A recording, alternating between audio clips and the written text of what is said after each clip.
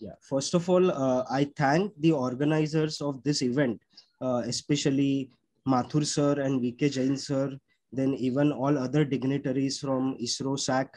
And I think they all have been doing a great job. And and especially for a country like India, where there are so many school students who really want to get inspired. I think by organizing such a wonderful first virtual national conference for school students, it will be highly motivating and inspiring for them. And it's my always pleasure of me and my team members from Space Geeks to always take part in such great initiatives, and we'll keep doing our best. And with that, I'll start with my today's talk. In fact, when this conference was being planned, in fact, Mathur sir had asked me, okay, Chintamani, on which lecture you would, on which topic you would like to talk on. So I immediately told sir, I want to talk something on what are the offshoots of space science and technology, because people keep reading about space science or space technology in general, but most of us are not aware that how our lives are actually surrounded by space technology and space science. Because as the title slide is showing, that there are young students, they are talking among themselves and parallelly looking at their mobiles, but most of us, we don't realize that most of the technology which is surrounded to us is an offshoot from the space technology, what has been actually invented by for space missions or any space science purpose. And then after that innovation, it was then later translated in our daily lives. Most of us don't realize. And that is why when we always ask that why country like India wants to spend so much on space and allied areas, but here through my talk I would like to do some justice to what India and other countries have been doing by investing in space, which is a futuristic domain. In fact, that is what people call it as a fourth industrial revolution, which is going to get dominated by space. And in my talk, I would like to touch upon some of these inventions which have come up as a spin-off, and now they are part of our daily lives. And before that, I would like to go ahead. Okay, yeah. So, so all of us know this diagram well, and in fact, we had organized an event on the day of Vikram rover landing for Chandrayaan 2, and it was very amazed to see the way government had given the exposure for the outreach of the space program for this space mission. And first time in my life, I could actually see that there was an enthusiasm, like as if like you are watching a cricket match or a football match final, World Cup final, and all countrymen had gathered together to actually witness this event. And we were very close to see the landing and creating history. But something happened around, as you can see, the red trajectory, which was the planned trajectory, and then there was slight deviation from the expected trajectory. And then there was a moment of silence. People kept praying, okay, have we reached to lunar surface or not? But then it was declared that we have lost contact with the Vikram lander. And as usual, then stories start keep coming that, oh, then have we failed, have we partly failed, or have we partly succeeded in this whole mission. And as it always happens that as long as you keep succeeding, people keep clapping for you, but whenever there is a failure, people start doubting the ability. But in my this today's talk, I would like to address that a failure for a space mission is not really a failure, because you are actually taking critical technologies to their age, and from that age actually it paves up the way for the innovations which later are actually translated for the next level of success in the space mission. And some of these innovations then actually get translated to our daily lives.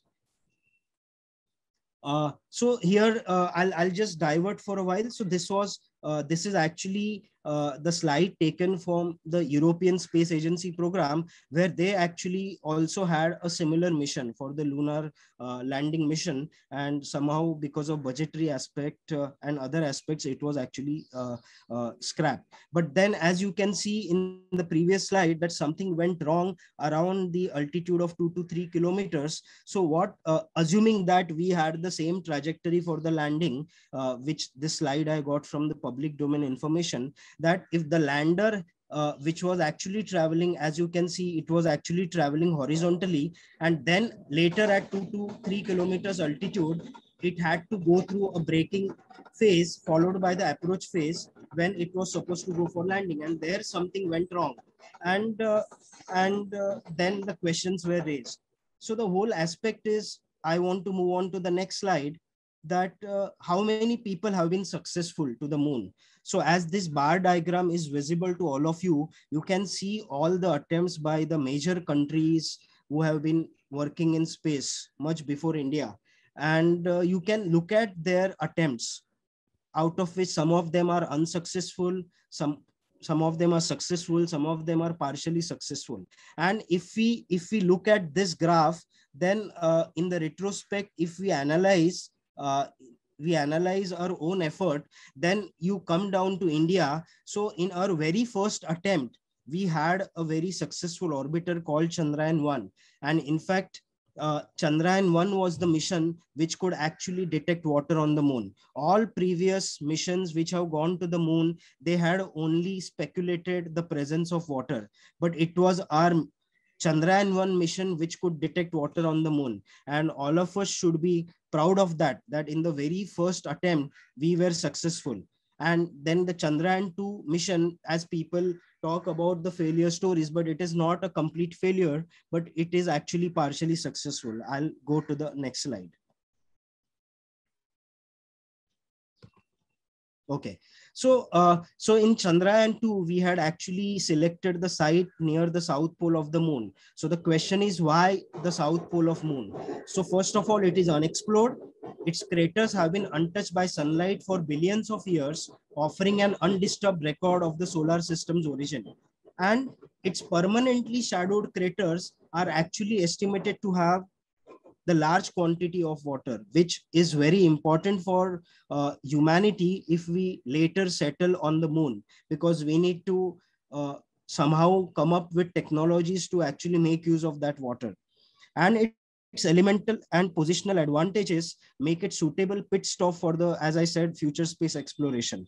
And the lunar regolith is very interesting and very different from the earth regolith, as it is having the traces of hydrogen, ammonia, methane, sodium, mercury, and silver, and making it an untapped source of essential resources. So therefore, before even going to Mars, the moon has been our stopping point, where we want to settle it on the moon, and the moon then will act as a base for shifting to other planets. And so from all this perspective, from a greater humanity perspective, the space missions are very important, because no longer we will be just stuck to Earth, but in maybe in coming 15 to 20 years, what span I'm talking about, maybe we will soon become multiplanetary species. So what was so special about Chandrayaan-2 when we say that it is indigenous mission? So keeping the partial failures apart, we need to understand how the technology was developed within the country, and how we have actually contributed. So Chandrayaan-2 actually had a lander which was capable of the soft landing on the lunar surface, and the whole algorithm for the landing and its automation sequence was actually wholly developed by India's scientific community, and the rover which was capable of conducting in situ payload experiments.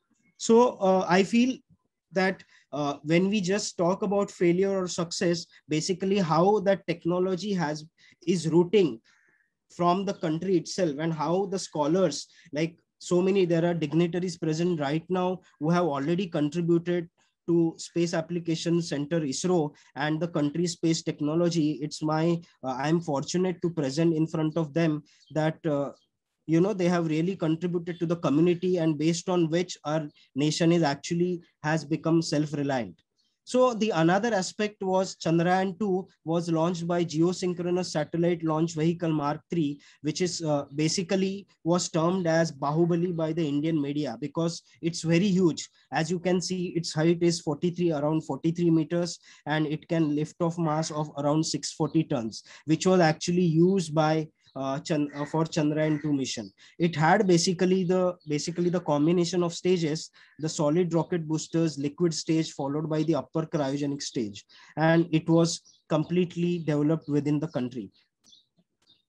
Then going to the next stage. So though we couldn't have a successful lander on the lunar surface, what we are really proud of is we are having an orbiter with a very high resolution camera as of now for the all lunar compared to all lunar missions, and which is operating at the wavelength band of 450 to 800 nanometers, and it is able to take the high resolution images of the lunar surface with a resolution of around 25 centimeter from a 100-kilometer orbit with a swath of 3 kilometers, and it provides the sharpest images ever from lunar orbital platform, and which all we should be proud of.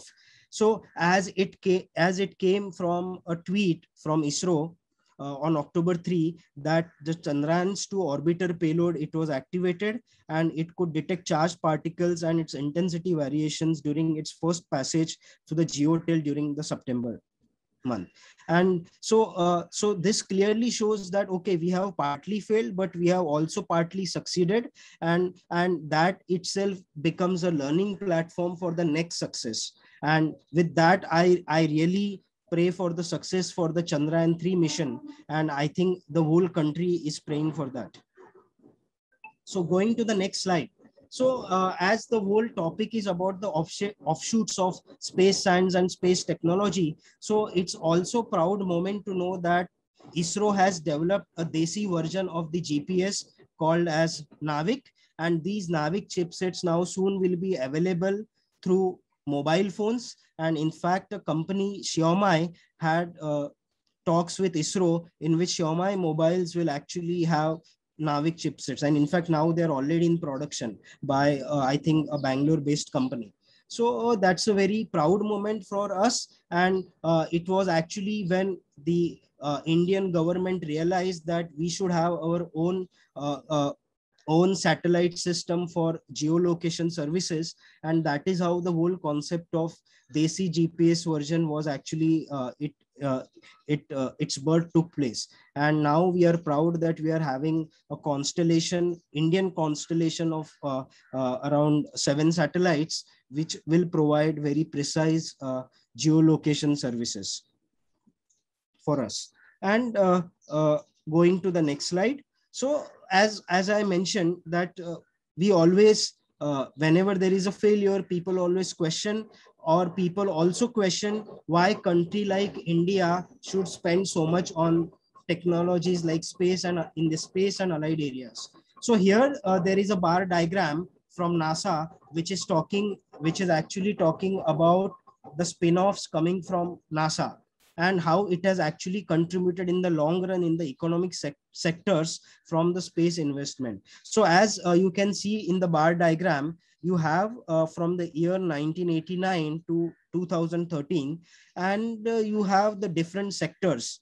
So what the US government invested in the space domain, like domains such as space domain, and out of those investment, the technologies which came off, so they actually help in the different sectors such as manufacturing or consumer products, then transportation or public safety, environment and resource management, computer technology, health and medicine. So you can see that though in very short duration, it might look, oh, we are spending this much amount of money, but in the long run, it is always beneficial for a country because it offers socio-economic benefits by actually spending in the space and allied sectors.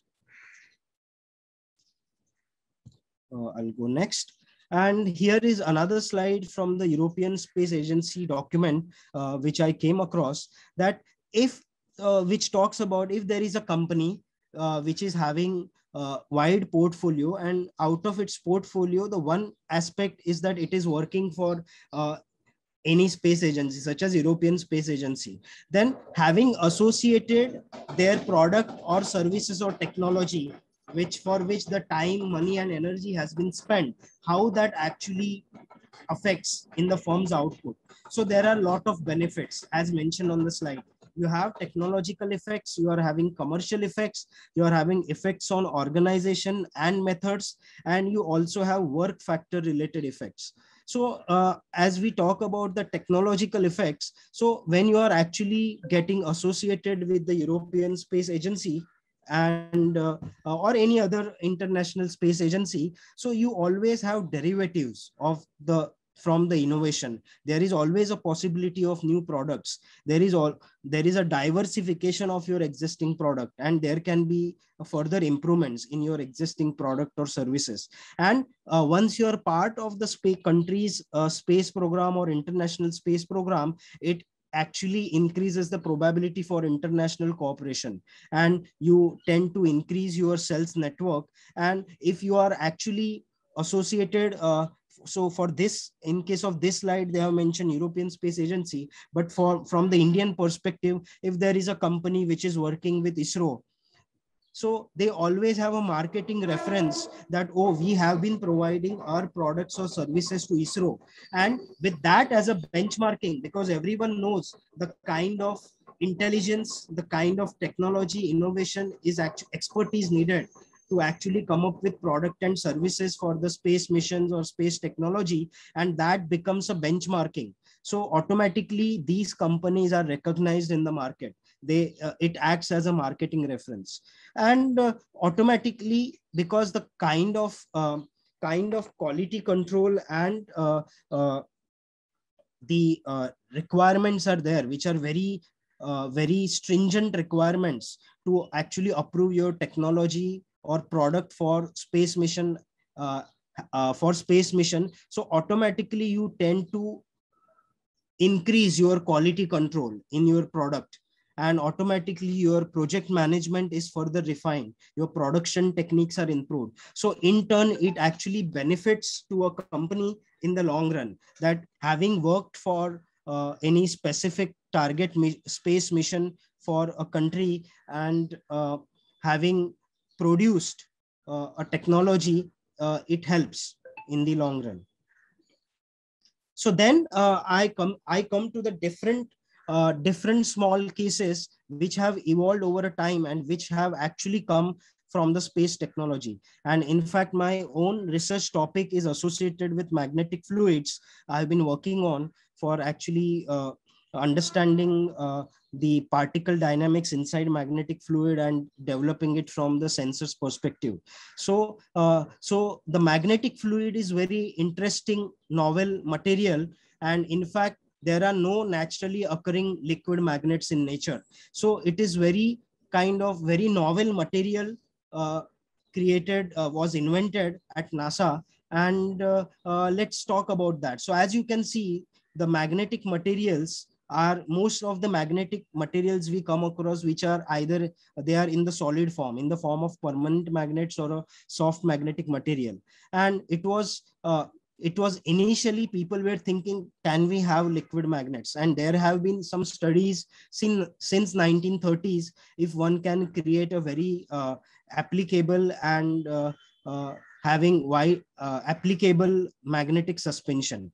And it actually took till 1960s, where actually the magnetic fluid was actually invented for one of the NASA programs.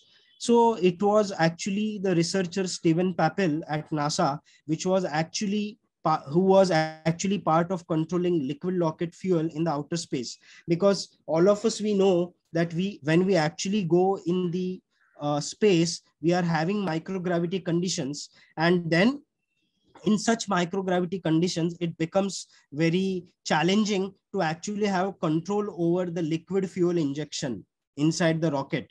because as long as you are in the presence of gravity, with the help of gravity, you can actually control the liquid fuels easily for the combustion and to create the thrust. But once your rocket is in space where there is a microgravity, so then it becomes problematic how to control the liquid fuel. And that is when actually Papel envisioned converting a non-magnetic rocket fuel into a fuel having magnetic properties by actually mixing it with the magnetic particles, micron sized magnetic particles.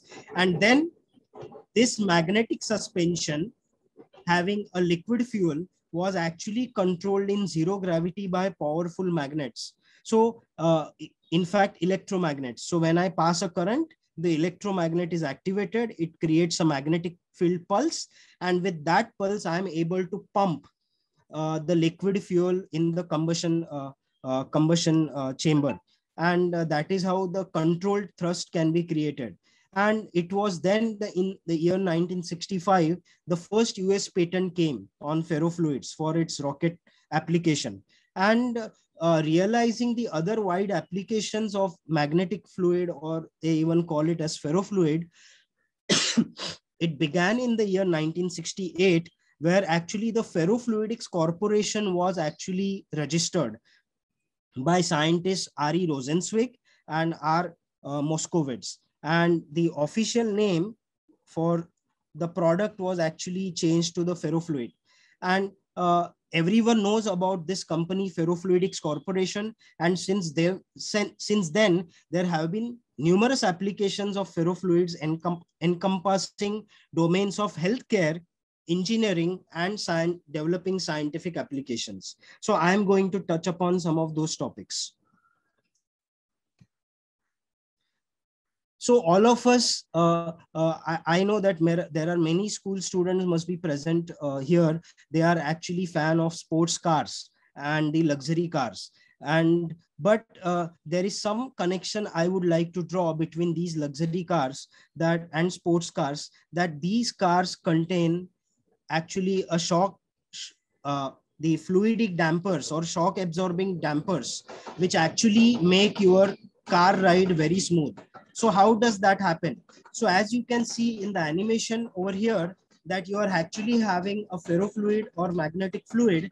And when you actually generate a magnetic fluid, so the particles do not remain spherical, but they start arranging themselves along the magnetic field lines, and due to which the properties of fluids are changed. As you can also see in the microscopic images, that my spherical particles have now become in the elongated cylindrical structures, and because of which the viscosity of the fluid changes. And how is that helpful? So if I'm having a tunable fluid whose viscosity can be tuned, then I can actually create a smart absorber or a smart damper through which I can which act as shock absorbers for these smart cars. So all these smart cars have a system where, while these cars are moving on a rough terrain, that these rough terrains are anticipated in advance, and accordingly the magnetic pulse is created,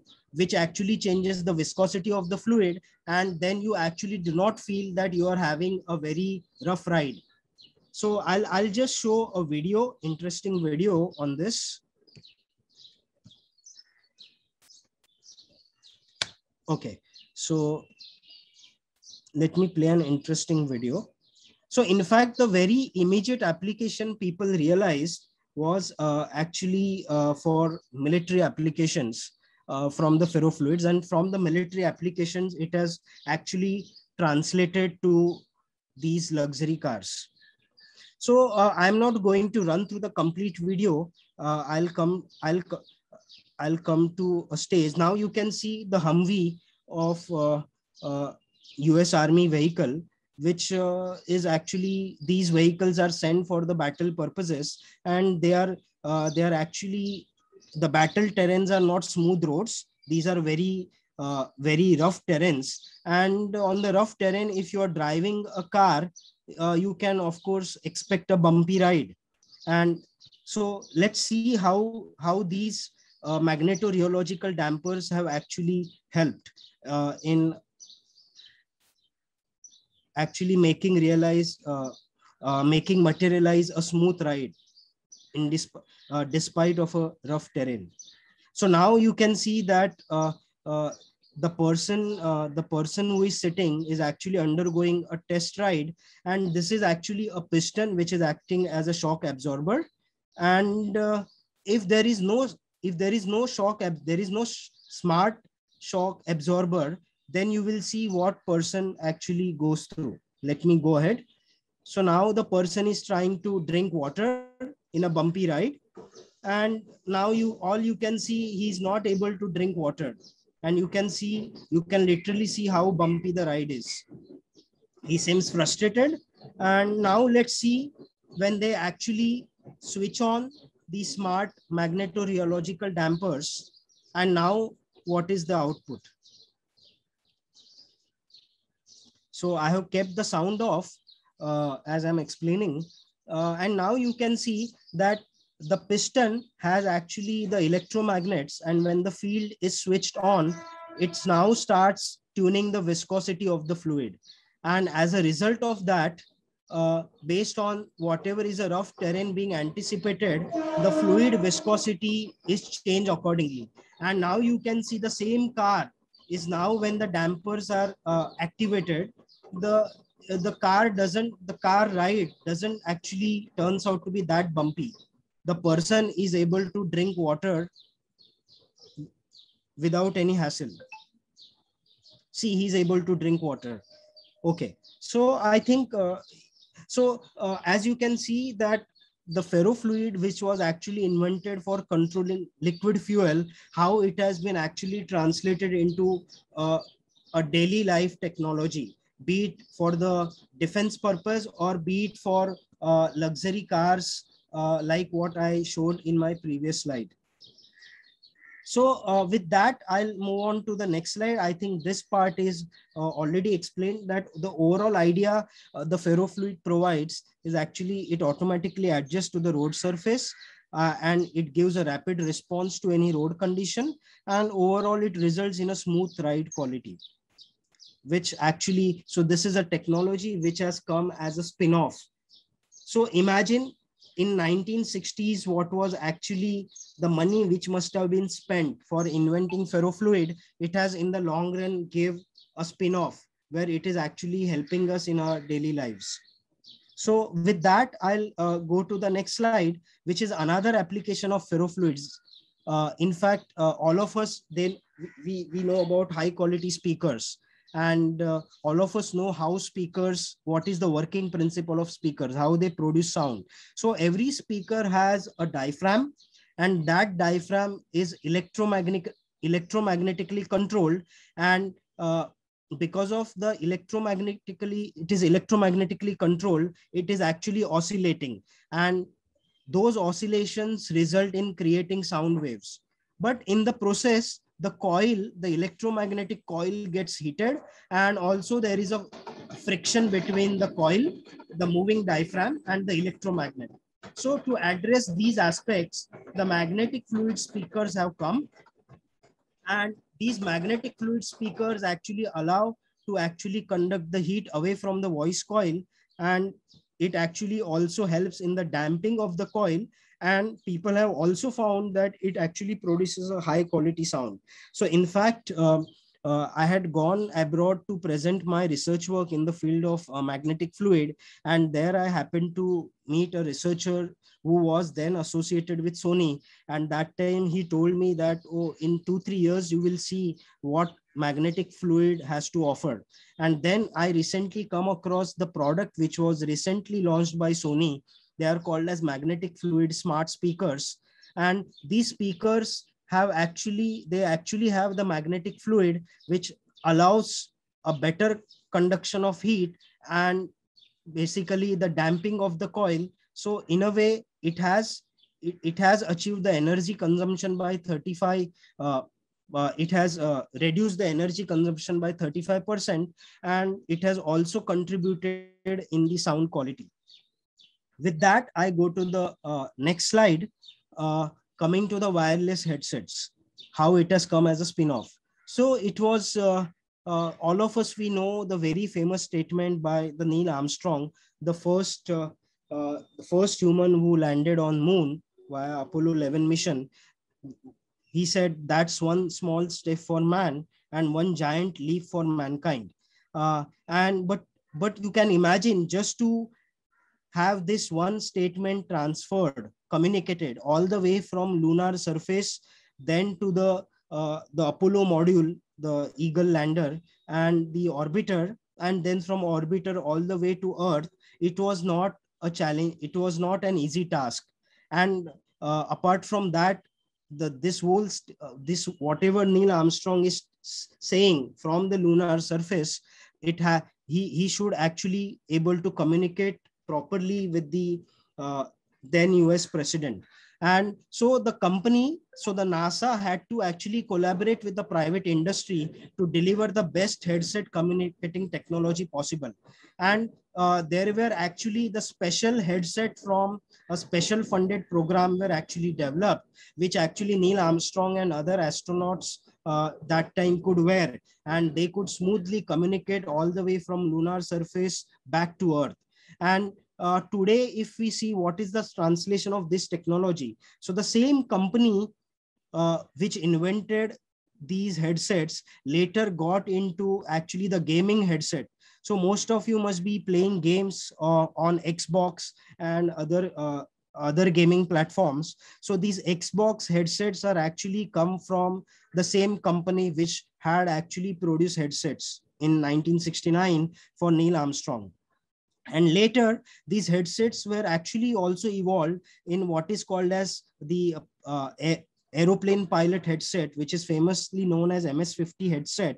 And it was actually a successful solution, which actually motivated from a space mission to start a company. And now that company is known as Plantronics. Then going to the next slide. So I'm slightly diverting now myself from space mission to the aerospace domain, that how from a need a technology is developed. So so all of us must be aware of Bose speakers and the Bose contribution in the field of sound, and so how it actually came into existence. So in the year 1978, Dr. Amar Bose had an inspiration during a noisy international airline flight. He wanted to listen to a music, but it was so problematic that the aircraft engine was creating its noise, and because of that noise, he couldn't listen to the music properly. And back then, people were not using electronic headphones, but they were actually using pneumatic tube phones. And that is what actually inspired Dr. Amar Bose to come up with electronic headphones which can actually cancel the surrounding noise, and it can make the communication or listening to a music very smooth. And in fact, these surrounding noise cancellation headphones, they have the closed loop feedback control by which actually the surrounding noise is actually cancelled. But today, when we see the translation of this technology, today the aviation headset A20, which is used on a variety of military aircrafts and other weapon systems and commercial pilots, they are actually using this background noise cancellation headsets. And in fact, you can also, and now they have come to so much in our daily technology that you can actually buy a Bose earphones for $500. And if you're actually using these Bose earphones, you can actually listen to a music without getting bothered about the surrounding noise, because that surrounding noise is actually cancelled. So moving on to the next slide. So all of us know about selfies, and I don't have to talk about selfies to school students, because nowadays everyone takes selfies on all the occasions. But the whole selfie aspect, the heart of the selfie for taking an image, is actually a CMOS sensor in mobile phones, which actually also came from one of the space missions. So it was actually in the 1990s, a team of researchers at JPL led by Eric Fossum, who was actually studying to improve different ways for the image sensors and to have a metal oxide semiconductor image sensors, which is known as CMOS sensors. So he was looking at developing a technology which can miniaturize the imaging platforms onboard interplanetary spacecraft missions, and at the same time which can create high quality images for scientific purposes. And it was then actually CMOS sensors were invented for a space mission. And later, now we see today that how CMOS sensors and their later versions of advanced sensors are now part of our mobile phones. And it was in 1995, he actually founded a company called as Photobit in Pasadena, USA. And the whole technology was licensed to Photobit from NASA. And it was actually the first company which could commercialize these new image sensors. And by June 2000, Photobit had simply shipped 1 million sensors. So you can imagine the kind of funding which must have been initially given for development of the CMOS sensor technology. But in the long run, those CMOS sensors in our mobile phones and even advanced image sensors are now part of our daily technology while we take selfies. So in fact, the CMOS imaging has been very useful for taking dental X-rays, which was actually developed by David Schick by founding his company Schick Technologies in New York. And he started using high sensitivity CMOS sensors, and which could sense the lower doses of radiation as required for the X-ray. And there was actually no need to develop film, and making turnaround quicker and eliminating the need to handle the toxic chemicals used in the film development. And as all of us, we now see that there are new advanced webcams like companies made by Logitech and Intel. There are now pill cameras, which I can actually ingest a pill, and that pill goes through my intestine, and while it goes through the whole intestine and then it comes out, it actually images the intestine. So all it actually goes back to the development of CMOS sensors. So there is a famous company called as PillCam, and it has highly contributed in the medical imaging. And it has actually helped doctors to understand the intestinal problems. And by 2015, the overall CMOS technology, if one has to look at, it has become a billion-dollar industry, around 10 billion. So then coming to the scratch resistant coatings and sunglasses, I won't take much time because I think I'm running out of time. So there are technologies such as we wear sunglasses, and most of us know that when we go to when we go to getting our spectaculars, and then actually the shopkeeper offers us option that, are you looking for a scratch resistance lenses? And then we feel, oh, let's go for the scratch resistant lenses. And but we don't realize that this scratch resistant technology has also come as a spin-off from actually space missions. So it was actually in some of the earliest research which actually went into scratch resistant coatings and sunglasses lenses, which was actually carried out at EMS Research Center for astronaut helmet visors and plastic membranes used in the water purification systems. Because if I'm going in the lunar environment, the lunar dust is actually consisting of very fine particles, and those fine particles, when they are actually because of the electrostatic charges and other electric field environment, if they actually come in contact with the helmet glass which astronauts are wearing, it can cause a scratch, and that can create some hindrance while viewing. So the whole scratch resistant technology has also emerged from a space mission. Then coming to the more, how many? Sir, maybe 3-4 slides. Please finish quickly. Yeah. There are some few chat and then coming to the firefighting equipments. Even the firefighting equipments, the kind of the fabric which was invented, which was the polybenzimidazole, PBI, known as, it was actually invented in 1950s. and later it was realized that it is a non-flammable and thermally stable textile fiber, which can be actually used for the making astronaut suits, but later it has also translated into making fabric for the firefighters. And going next, it comes about food. All of us are excited about Gaganyaan mission.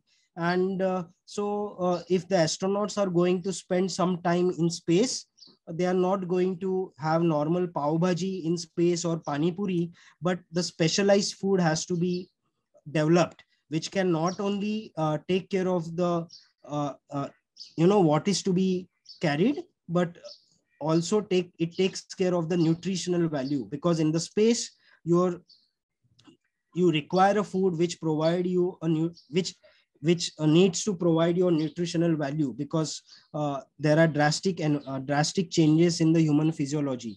So accordingly, one has to design what food should be provided to astronauts. So it was then Yuri Gagarin, the first cosmonaut who took the first space flight. He was actually not provided a normal food what we eat on ground, but he was provided food in the form of toothpaste like substance. So why he don't could you actually make full screen, Chintamani? It's a slide. Make it full screen. Yeah. Possible. And run quickly. If it's not, then you can leave it, no problem. Slideshow.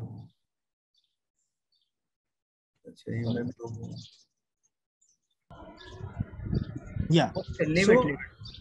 So the whole aspect so the whole industries like Pillsbury and Nestle, we are aware of these companies. In fact, these companies have been associated to make food for astronauts even today for International Space Station. And these today, so not only it is for the food industry to develop to make foods for the astronauts, but over the years even the packaging style, the whole packaging style, the companies have come up with technology which was initially developed for providing food to astronauts. The whole packaging, the way we package the foods for the long duration purpose, has been translated into our daily lives. I won't go much in detail. Then also the thermoelectric devices for cooling and power electronics, because in space we need to control the temperature, and the whole thermoelectric devices, by providing a voltage, it's basically a PN junction based device. So by providing a voltage, I have an effect by which I can actually, one side of the device rejects the heat and one sides of the device becomes cooler, and that becomes very important. And in fact, the reverse effect is actually used for even generating the power supply. So in fact, the Apollo 12 astronaut putting it, they had a plutonium-238 based the RTG device on moon, which was actually used for powering some of the sensors. So going next, over time, these thermoelectric devices for cooling and power electronics have become so miniaturized that you can see a small thermoelectric device, which is so small as compared to the size of the coin. And if you all must have seen the Godrej small refrigerators, even the small Godrej refrigerators, they are actually making use of these thermoelectric devices. And even in pacemakers for the heart patients, the battery doesn't need to be charged, because it actually utilizes the body temperature to actually charge the battery. And then coming to the whole interesting topic of shape memory alloys. So these are very special alloys. In fact, I am glad to know that the dignitaries, as Professor A.C. Mathur, he has been part of actually developing shape memory alloys in the country. And these shape memory alloys were actually explored for the space technology. So here is one application, as you can see. So if one wants to ask what is a shape memory alloy, so as you can see here, that you can see a pin which is deformed, but when you are actually putting it in a hot water, it regains its original shape. So the shape memory alloys are special alloys which are mainly nickel titanium based alloys, and a special trade name nitinol is known to, it came out of Ordnance Laboratory and is now known to everyone who is working in the material science and space applications. So these shape memory alloys have tremendous application in the domain of space.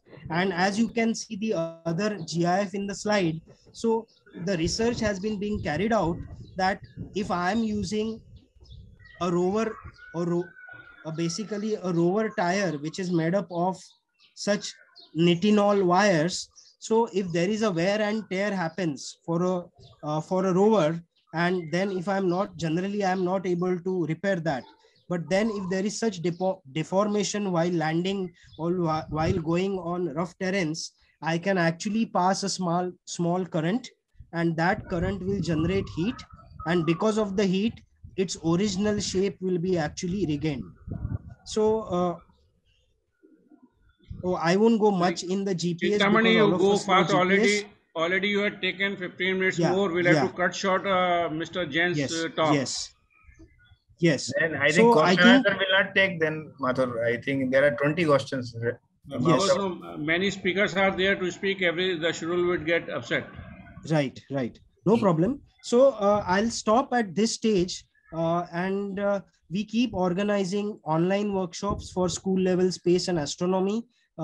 In fact, recently we organized an event in collaboration with Vigyan Prasad, where actually we educated teachers to how to introduce space level and astronomy topics. So we are very much happy that we are part of this first national virtual conference for school students, and I hope that all school students liked these slides, and with that I'll stop my talk.